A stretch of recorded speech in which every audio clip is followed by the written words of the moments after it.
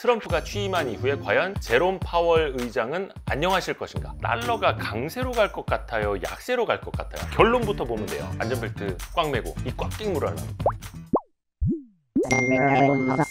트럼프 시대 하면은 뭐부터 생각나요? 트럼프 시대 하면 역시 관세부터 생각나죠. 뭐 무역 전쟁이다 뭐다. 아니면 또 우리나라 사람들은 조선업, 화랑 이런 것도 기대하고 있고.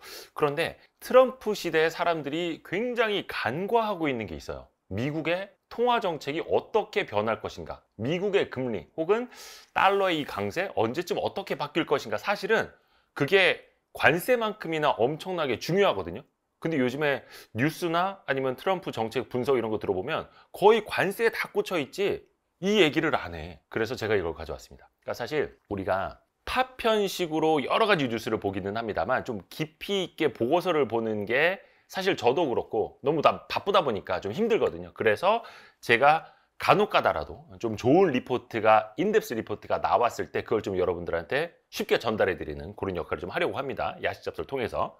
요거는 나이스 신용평가, 그 신용평가 회사에 있는 여러 가지 좋은 리포트들이 나오거든요. 거기에서 송기종 평가정책본부장님의 칼럼입니다. 그걸 제가 좀 가져왔습니다. 저자의 허락을 받았고요. 그거 궁금하지 않습니까? 트럼프가 취임한 이후에 과연 제롬 파월 의장은 안녕하실 것인가? 과연 연준의 독립성은 안녕할 것인가? 그리고 제롬 파월의 임기가 얼마 안 남았는데 그 이후에 과연 연준의 정책은 어떻게 변할 것인가? 그게 사실 핵심이거든요. 그 이야기로 갑니다. 지금 이 표에서 나타내는 거는 달러를 비롯해서 주요국 통화의 변동성을 보여주는 거예요. 여기 하나의 선이 있는데 이 앞에서는 어때요? 변동성이 엄청나게 컸죠. 그런데 하나의 선을 지나고 나니까 전체적인 진폭이 좁아졌죠. 높낮이를 보는 게 아니라. 자, 그러면 이게 어떤 선이었느냐? 다들 이제 플라자 합의 정도는 다들 아시죠? 플라자 합의. 디지털 플라자. 우리나라에도 서울시청 앞에 플라자 호텔이 있거든요. 근데 이때는 뭐였느냐? 1985년 9월에 뉴욕에 있는 플라자 호텔에서 이제 미국이 야, 일본하고 독일하고 일로 와봐. 너네 통화가 너무 약세야. 그리고 달러가 너무 강세야. 우리가 불리해. 그러니까 지금부터 너네 통화는 강세로, 달러와는 약세로 가는 거야. 약속. 이런 식으로 했던 게 플라자 합의예요. 그리고 이 직후부터 일본에 뭐다? 잃어버린 10년, 잃어버린 20년 그게 시작이 됐던 거고 거품이 빠지기 시작을 했던 거고. 그런데 일단은 그 플라자 합의 이후로 진폭이 잦아졌다라는 게 이 표에서 보여주는 그 핵심입니다. 일단 그 플라자 합의 이후에 왜 그러면은 환율의 진폭이 좀 잦아졌을까? 변동폭이 왜 안정화됐을까?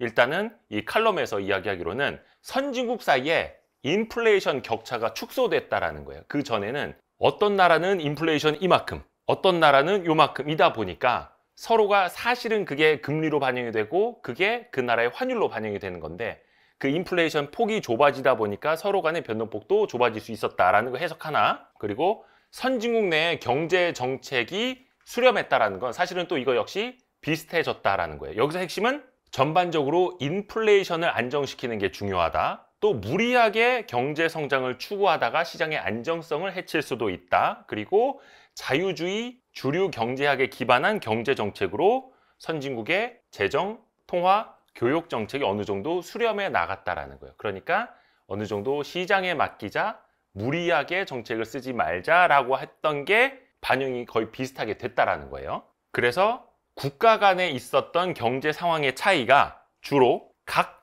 그 나라의 국내 가격 변수를 통해서 조정이 됐다. 그래서 환율에 미치는 영향은 상대적으로 85년 전보다 그 이후에 조금 더 완화됐다라는 거예요. 환율의 변동성이라는 게 한 나라뿐만이 아니라 전 세계적으로 커진다라는 건 뭐예요? 불안정하다는 거죠. 근데 전 세계적으로 안정됐다라는 건 뭐예요? 환율이. 경제도 비슷하게 흘러가고 경제도 안정적으로 흐른다라는 뜻이죠. 그러니까 정책도 비슷하게 가, 불확실성도 제거가 돼. 그럴 때는 전 세계 환율도 비슷하게 동조화해서 간다라는 그거거든요. 글로벌화가 되면서 선진국 간의 경기도 동조화됐다라는 거예요. 그 배경 중에 하나가. 그러니까 저 나라가 좋아지면 이 나라도 좋아지고 저 나라의 경기가 개선되면 이 나라도 개선이 되고 그러다 보니까 환율도 비슷하게 갔다라는 거. 이 칼럼에서 중요하게 던지는 메시지는 이거예요. 뭐냐면 사실은 환율 자체가 전 세계적으로 안정적으로 갔던 건 만들어진 것이다. 역사적으로 만들어진 것이라는 거예요. 그 환율 질서가. 예를 들어서 1971년 닉슨 쇼크라는 것을 설명을 해드려야 되죠. 닉슨 쇼크가 뭐냐면 금태환이라고 들어봤습니까? 바다의 왕자 마린보이 김태환 선수가 아니고 금태환이라는 게 있었습니다. 그게 뭐냐면은 브레튼 우드 체제라는 게 있었거든요. 그 이제 뉴햄프셔주인가 미국의 어떤 동네 이름이에요. 거기 모여가지고 1944년에 자 모여봐봐. 그 전까지 1940년대까지 뭐가 있었습니까? 세계 2차 대전 전쟁이 있었죠. 그러니까 전쟁통에 뭐 유럽이고 어디고 막 자기네 나라가 살려고 자꾸 막 자기네 나라 통화를 평가절하시키는 거예요. 돈 많이 벌려고. 그러니까 미국이 안 되겠네. 뭐 수를 써야겠어. 야 모여봐. 자 지금부터 너네 환율 다 우리 고정으로 가자. 달러랑 너네랑 다 고정으로 가자. 근데 명분이 필요하잖아. 그럼 우리도 고정시킬게. 어디다 고정시킬 건데? 벽에다 못을 박아요? 아니죠. 금에다가 고정을 시킬게. 그게 이제 금태환이라는 겁니다. 금이 있는 만큼만 달러를 발행을 할게. 너네도 달러화의 고정. 이렇게 가자고 했던 게 브레튼 우드 체제거든요. 그 금태환 제도를 1971년에 그러니까 44년 브레튼 우드 체제에서 71년까지 갔었는데 유럽 국가들이 슬슬 미국을 의심하게 됩니다. 막 50년대, 60년대 미국이 저 돈 엄청 쓰는데 막 베트남전 하고 막 돈 엄청 찍어내는 것 같은데 그만큼 다 금이 있나? 그렇게 막 찾아갑니다. 그래서 야 우리 저기 달러 줄 테니까 금 줘. 또 달러 줄 테니까 금 줘. 우리 금 찾아갈 거야. 그 니네 진짜 금 그만큼 갖고 있어? 물어보니까 갑자기 닉슨 대통령이 그런 거예요. 금태환 제도를 이제 폐지하겠습니다. 그 말이 뭐예요? 우리 그만큼 금 없는데 사실은 달러 막 찍어냈어. 이거예요. 얼마나 황당해. 뭐지 저거? 그러니까 전 세계가 난리가 났습니다. 미국을 믿었는데 그게 이제 닉슨 쇼크예요. 그래서 그 이후부터는 고정 환율로 간 게 아니라 그냥 자율 변동 환율제로 간 겁니다. 71년대부터 한 73년부터 본격적으로 이제 자율 변동 환율제가 됐다고는 합니다만 그렇게 해서 아까 플라자 합의 잠깐 얘기했죠. 1985년 그렇게 해서 플라자 합의로 인한 환율 질서가 정착되기까지 사실 선진국의 통화 가치도 오늘날 신흥국처럼 막 요동을 쳤던 거예요. 44년부터 70년대 초반까지 고정으로 가다가 갑자기 우리 금 없지롱. 그러니까 어때? 난리가 나서 그 이후에 계속해서 막 변동이 됐던 겁니다. 언제까지? 앞에서 말씀드렸던 1985년 독일하고 일본 불러와 갖고 너네 거는 이제부터 절상, 달러는 절하 이렇게 가기 전까지는 엄청나게 요동을 쳤다는 거예요. 그래서 85년 이후부터 사실은 전 세계의 환율 변동성이 기존보다 낮아졌던 건 진정됐던 건 제도적인 합의의 노력의 결과물이었다라는 게 핵심이에요. 이 칼럼의 필자가 말씀하시기로는 그래서 현재의 환율 질서도 자유주의 경제학을 신봉한 여기에 별표 하나 쳐야 됩니다. 경제정책 엘리트들이 섬세하게 만들어낸 작품에 가깝다라는 거 기억해 두세요. 왜냐면 좀 있으면 이 경제정책 엘리트들이 어떻게 됩니까? 트럼프한테 이제 일로 와보세요. 싸대기 빡 이렇게 되는. 자 여기서부터 이제 걱정이 되는 포인트가 이 뒤에 나와요. 자 그런데 플라자 합의로 만들어졌던 포스트 플라자 환율 질서가 2008년 글로벌 금융위기 이후에 하나둘씩 사라지고 있다는 겁니다. 변동성이 너무나 커져가고 있다. 혹은 정책적으로도 그렇고 우려될 만한 포인트들이 나타나고 있다는 거예요. 대표적으로 뭡니까? 자유주의 경제학이 이제 대중에게 인기를 잃었다. 그리고 경제정책 엘리트들이 그러니까 자유주의 경제정책 엘리트들이 신뢰를 잃었다. 그래서 더 이상 정치인들을 설득할 수가 없게 되어가고 있다는 거예요. 그러니까 지금 유럽도 그렇고 미국도 그렇고 어떻습니까? 우파 혹은 극우파가 득세를 하고 있죠. 이유가 뭡니까? 그 나라들이 당장 우리가 빈부격차가 심각해지고 해외에서 막 이민자들 넘어와 갖고 일자리를 위협을 하고 있고 당장 먹고 살기 힘들어 죽겠는데 무슨 뭐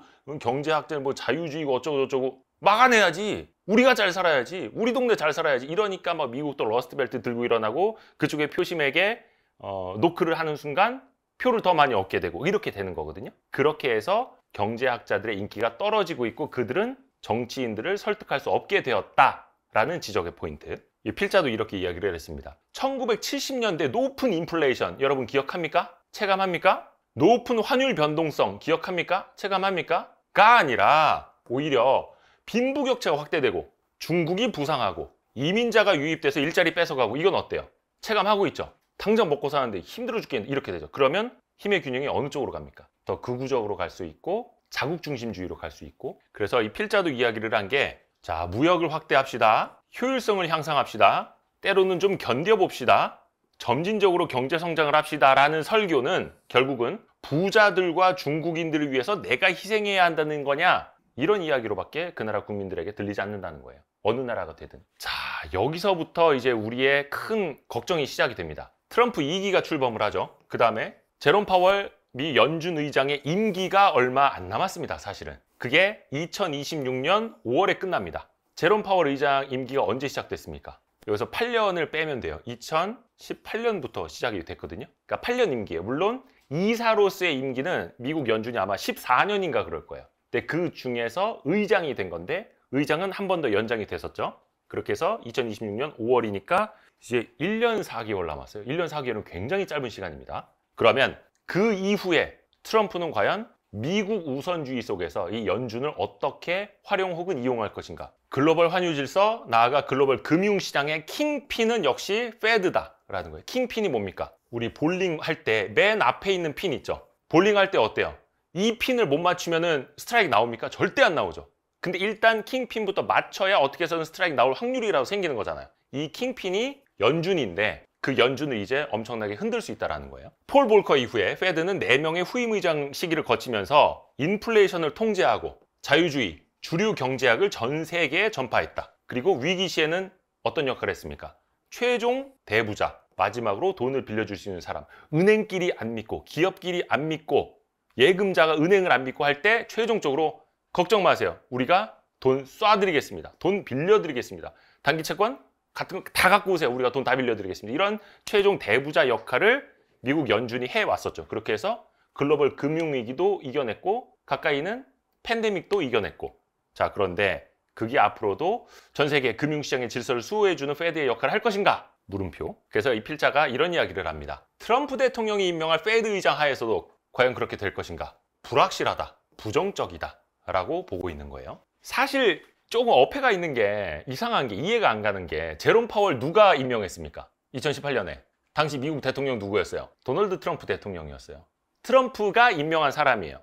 그런데 얼마 안 가서 내가 저 해임한다 막 이랬었죠. 근데 당시에 이 필자도 설명을 하는 게 미국의 공화당과 행정부를 완전히 장악하지 못한 트럼프가 전통 보수주의자들의 지도를 받아서 제롬 파월을 페드 의장으로 약간 100% 자기가 내키지는 않았는데 지명을 할 수밖에 없었다라는 거예요. 그래서 파월은 트럼프의 선택이 아니었다. 그리고 제롬 파월과 트럼프는 지명 이후에도 이전에도 거의 만나지 않았다랍니다. 그러니까 트럼프랑 제롬 파월이랑 같이 만난 거 본 사람 나도 본 기억이 없죠. 그렇죠? 생각해보니까. 그리고 트럼프 1기 시절에 트럼프가 한번 본색을 드러낸 적이 있습니다.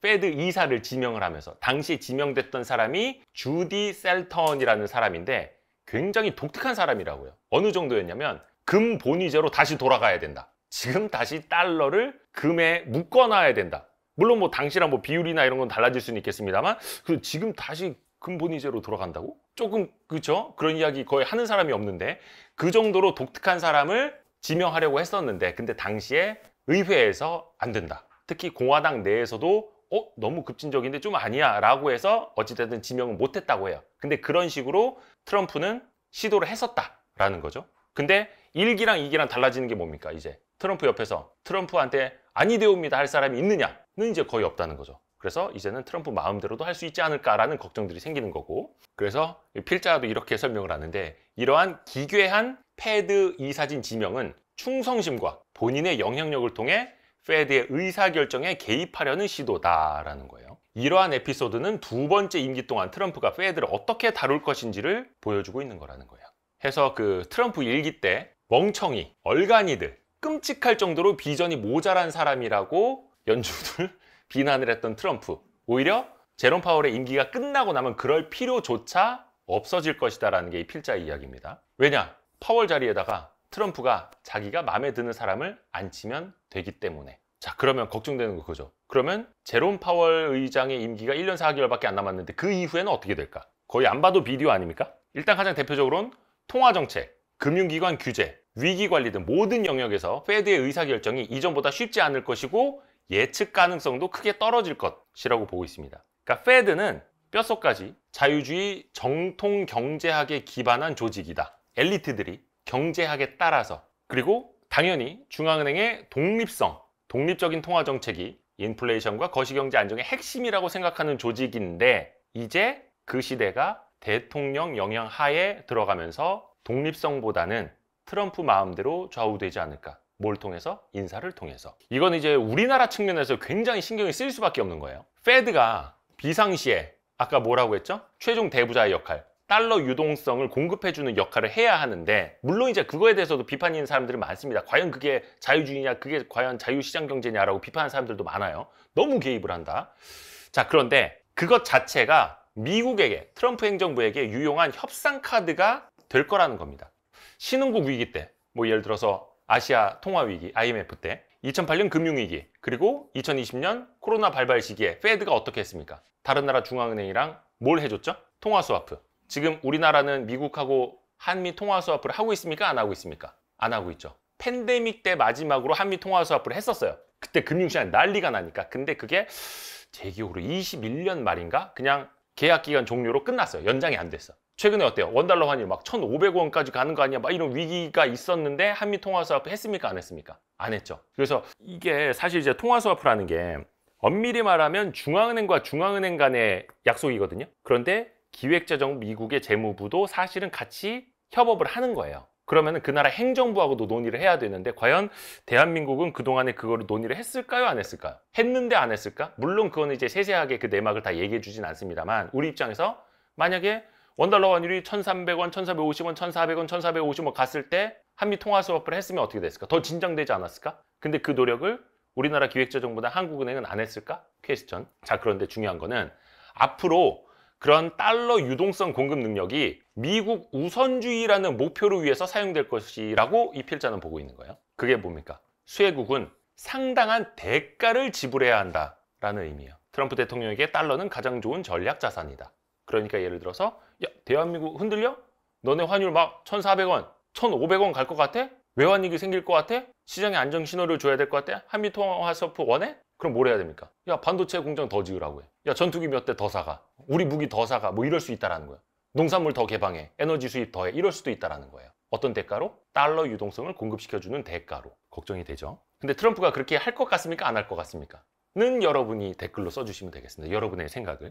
트럼프는 금리를 올리라고 합니까? 내리라고 합니까? 내리라고 하죠. 대부분의 정치인들은 금리를 내리라고 합니다. 그래야지 경기가 부양이 되니까. 인플레이션보다 그래도 경제 성장이 더 중요하다고 생각을 하니까. 미국 우선주의 패드는 완화적 통화 정책을 추구할 것으로 보인다. 이거는 뭐 트럼프도 여러 번 이야기를 했던 거예요. 그래서 특히 트럼프 대통령은 여타 국가가 자국 통화의 약세를 통해서 관세 효과를 반감시키려는 시도를 봉쇄하려 할 것이다 라고 또 필자는 이렇게 이야기를 하고 있습니다. 그리고 트럼프는 그러한 의도를 숨기는 사람이 아니다라는 거예요. 그러면 완화적인 통화 정책, 즉 금리를 내려요. 그러면 그거는 그 나라 통화의 강세 요인입니까? 약세 요인입니까? 약세 요인이죠. 금리를 인하한다라는 건. 완화적 통화 정책은 달러 입장에서 보면 이제 달러 약세 요인이기는 한데, 글로벌 금융시장의 불안정성에 따른 달러 보유 욕구를 이길 수 있을지는 불확실하다. 예를 들어서 달러 약세 간다고 해서 미국이 금리 내린다라고 해서 우리나라가 달러를 이제 그만 가져야지, 달러 자산 그만 투자해야지 라고 생각을 할까요? 여러분 어떻게 생각하시는지? 필자는 이렇게 이야기를 했습니다. 어떤 시기에는 완화적 통화 정책의 영향이 강해지기도 하고, 어떤 시기에는 금융시장 불안정성의 영향이 강해지면서 전반적으로 달러 가치의 변동성이 높아질 것이다. 외환시장 많이 흔들릴 수 있다는 거예요. 그것도 달러까지도. 트럼프 시기에 달러가 강세로 갈 것 같아요? 약세로 갈 것 같아요? 여러분은 어떻게 생각해요? 아니, 왜냐, 이게 되게 중요한 거예요. 달러가 약세로 가잖아요? 그러면 어때요? 지금 서학개미들 그냥 사놓은 주식들 가치가 떨어지는 거예요. 지금까지는 환차 이익을 봤지만 앞으로는 환차 손을 볼 수도 있는 거예요. 그럼 어떻게? 빨리 달러 자산 팔아야지. 중요한 거거든요. 물론 전망대로 되는 건 없습니다만, 요 필자 의견이야. 여기부터는 이제 제 생각입니다. 많은 사람들이 달러 약세를 전망하기도 하는데, 저는 좀 달러 강세로 가지 않을까, 계속해서 달러 강세를 유지하지 않을까. 그러니까 트럼프는 말로는 달러 약세를 원한다. 왜냐? 무역수지 적자가 너무 심하니까 달러가 약세로 가야지 미국 입장에서는 수출했을 때 벌어들이는 돈이 더 큰 거잖아요. 근데 정말로 트럼프가 달러 약세로 방향을 잡을 수 있을까? 퀘스천. 왜냐면 결론부터 보면 돼요. 마가, Make America Great Again, 강한 미국을 만들겠다라는 거잖아. 그러면 그 나라가 강해져. 그럼 그 나라의 통화가 약해집니까? 강해지죠. 물론 약세로 어떻게 유도를 할 수는 있겠지만, 교과서적으로는 금리를 내리면 그 나라의 통화도 약세로 가는 건 맞습니다만, 저는 달러가 강세로 유지될 수도 있겠다라고 보는 이유 중에 하나가, 달러가 강세되면 뭡니까? 미국 투자하는데 유리합니다. 근데 트럼프는 계속해서 미국에 투자하라, 공장 들고 들어와라, 미국 내에서 만들어라 라고 하고 있죠. 그러면 달러가 계속해서 강세라는 건 그들이 미국에 투자하기에, 미국으로 리쇼어링하기에 더 유리해지는 거예요.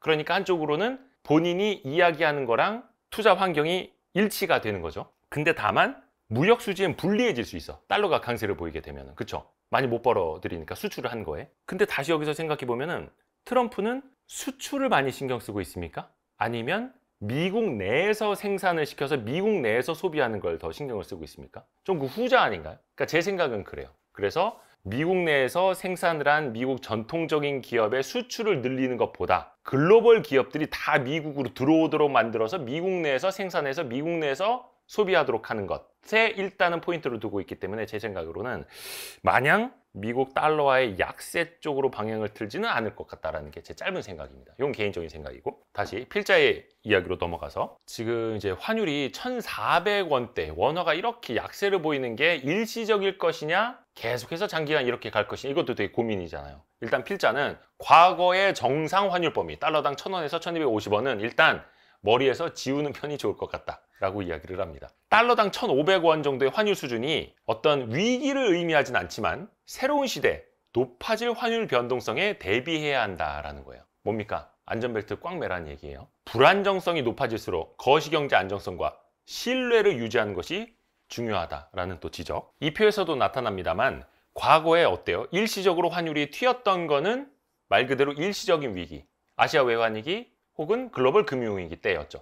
다시 금방 안정을 찾아왔고, 뭐 금방은 아닙니다만 안정을 찾아왔고 어느 정도 1,000원에서 한 1,250원 내에서 등락이 있었다라는데 이번에는 지속적으로 우상향을 하고 있죠. 일단 요거는 다른데 이게 어떤 위기를 뜻하는 것은 아니지만 앞으로 지속적으로 외환시장의 변동성이 커질 가능성을 염두에 두고 있어야 한다는 지적. 근데 이제 일단은 필자는 또 이렇게 이야기를 합니다. 지금 보면 환율의 수준, 레벨이 과거의 위기 시절만큼 위에 있을 뿐 많이 튀어오른 것은 아니라는 거예요. 어떤 의미냐? 과거에는 97년 아시아 외환위기 때 달러당 900원이었다가 1,700원으로 갔던 거고, 그리고 2008년 글로벌 금융위기 때는 달러당 950원, 1,000원에서 1,500원으로 간 거니까 어때요? 50% 높아진 거죠. 거의 2배 가까이 높아진 거였고, 그거랑 비교하면 1,200원대, 1,300원대, 1,400원대 간 거는 많이 튀어오른 건 아니다 라는 해석도 가능하다라는 거예요. 그리고 여기에서도 보면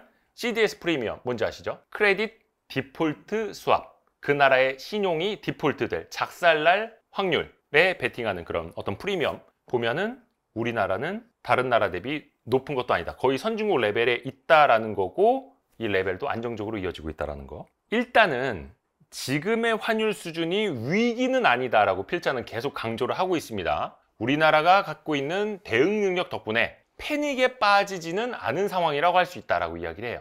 그러면 다시 과거의 레벨로 환율이 내려갈 수 있을 것인가, 원화가 강세를 보일 수 있을 것인가? 근데 그거는 기대하기 어렵다. 어떤 정치적인 불확실성이 해소되고 글로벌 금융시장이 안정되면 환율 변동성이 감소하고 환율 수준이 과거의 정상 범위로, 즉 1,250원 이하로 내려갈까? 기대하기 어렵다라고 지적을 하고 있고, 그렇게 전망할 수밖에 없는 이유는 일단 첫 번째, 미국과 대한민국의 경제 상황과 통화정책 차이가 벌어지고 있기 때문이다라는 거예요. 미국은 어떻습니까? 그 덩치에도 불구하고 연율 2%대 중후반의 성장을 하고 있고, 대한민국은 이제 1%대 성장률로 가고 있고, 미국은 4%대 기준금리를 유지를 해도 지탱이 되는 나라고, 우리나라는 최근에 하느니 기준금리를 동결하기는 했습니다만 3.0%, 이거 더 내려야 되는데 라는 이야기가 또 나올 수밖에 없는 그런 경제 상황이고, 일단 그 환율도 장기 평균 레벨을 이미 또 넘어섰다라는 것, 또 그 중에 배경, 또 하나 뭡니까? 첨단 기술 분야에서 미국의 압도적인 기술 선도력이 지속되면서 한국, 미국, 그리고 여타 선진국과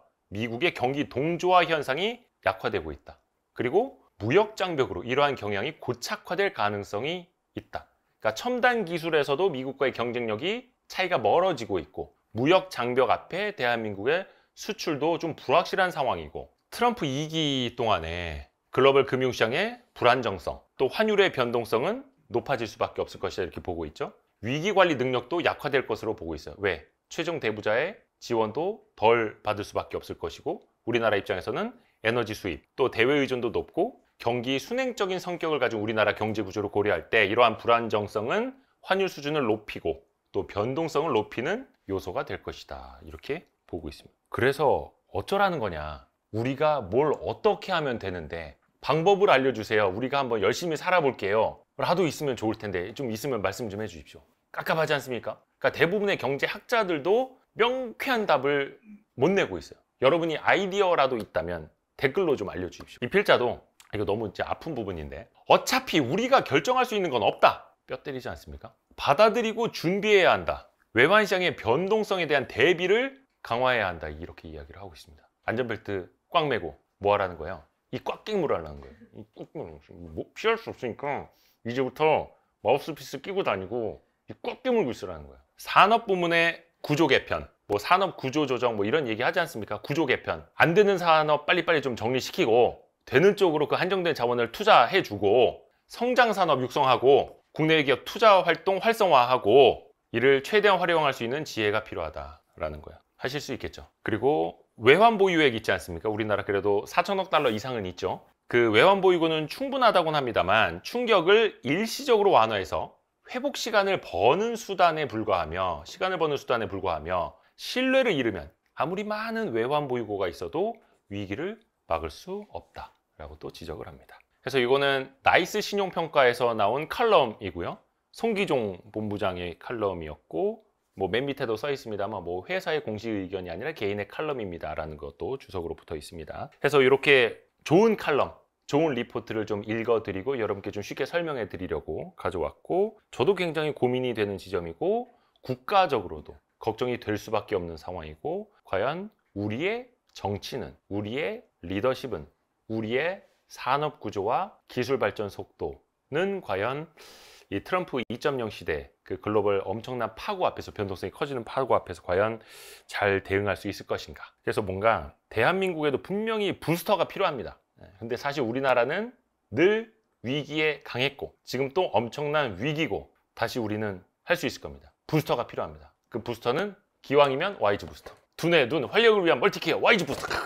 밝은 눈, 기억력, 활력 있는 하루의 시작. 혹시 건기식 드시는 분들 계시다면 이 YG 부스터로 한번 바꿔보시는 것도 좋을 겁니다. 해서 알림, 구독, 좋아요, 댓글, 다른 영상 보기 알고 좋댔다 함께 부탁드립니다. 고맙습니다. 뿅!